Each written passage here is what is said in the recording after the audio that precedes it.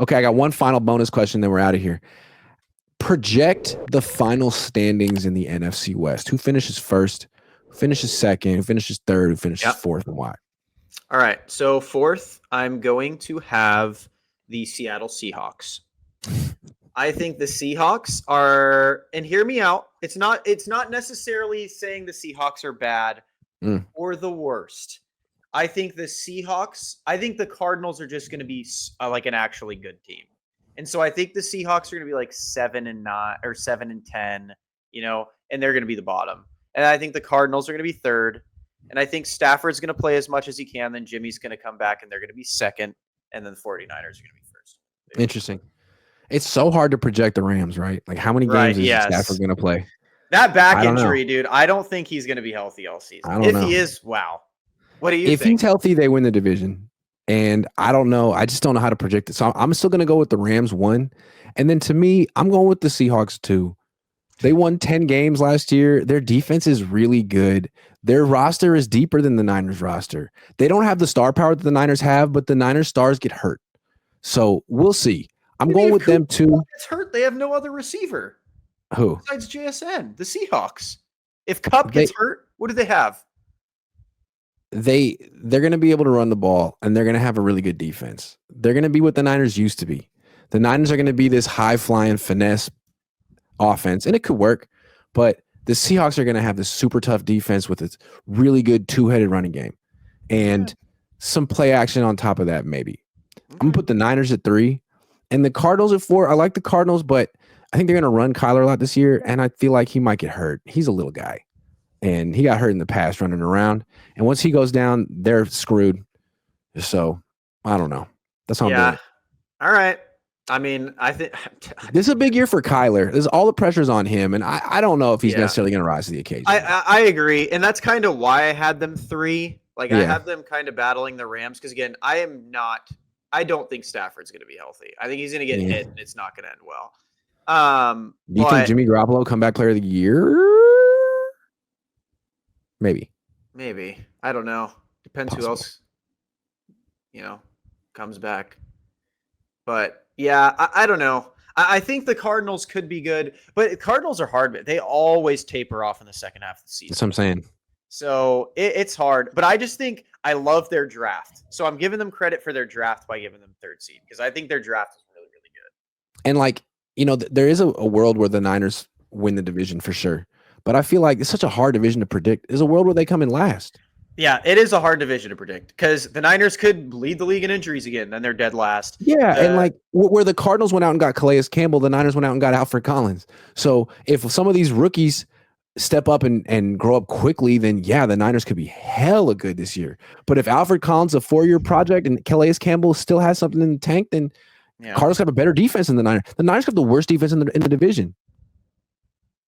Yeah, they could. It is a hard division to predict, especially after Stafford's injury. Like that, this division is a literal toss-up. I still got faith in the Niners again. And my thing always comes back to who do I think has the best coaching staff in the division? I give it to the Niners. Arizona. Wow. Okay. That's out of left field. I would say the Rams, but I legitimately don't know who their defensive coordinator is. I think I couldn't even tell you. I think it's who is it? Chris Shula. Okay.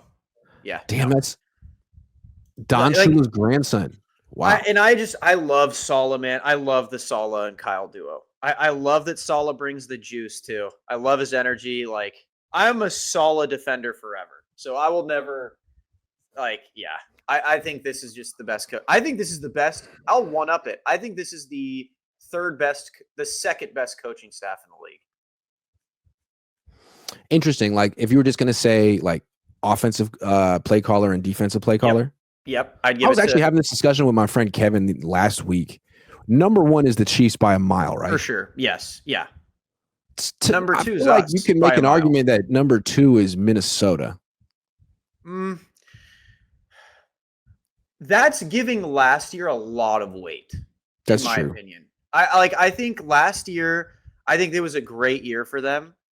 But I genuinely think Minnesota is going to fall off pretty hard this year, in my personal opinion. PrizePicks will give you $50 when you play your first $5 lineup. Win or lose, you'll get $50 for playing. Use promo code COHN, COHN, and download the app now. Underrated one, Washington.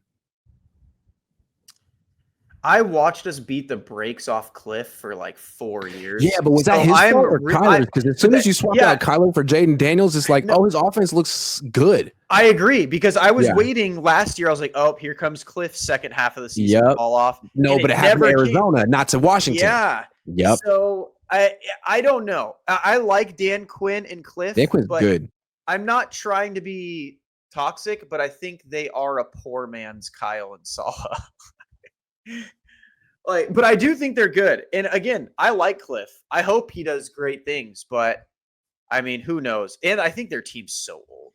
About the Raiders, Pete Carroll and Chip Kelly. No. What about the Denver Broncos? For real, Sean Payton and Vance Joseph. It's a pretty good one. It is a good one, but I still, if I had to start a franchise today, who am I taking? I have to go Kyle and Salah. I feel like Sean Payton's gotten a little underrated, man. Like he's as good as I any. agree. Sure, yeah. I agree, but I also think like if we want to go back to it, right? Like Sean Payton's only been to one Super Bowl. It was a literal miracle Super Bowl. So like if we're gonna criticize Kyle, we really got to criticize Sean Payton at the top salary cap or the top paid roster for like a decade and couldn't get anything done with it.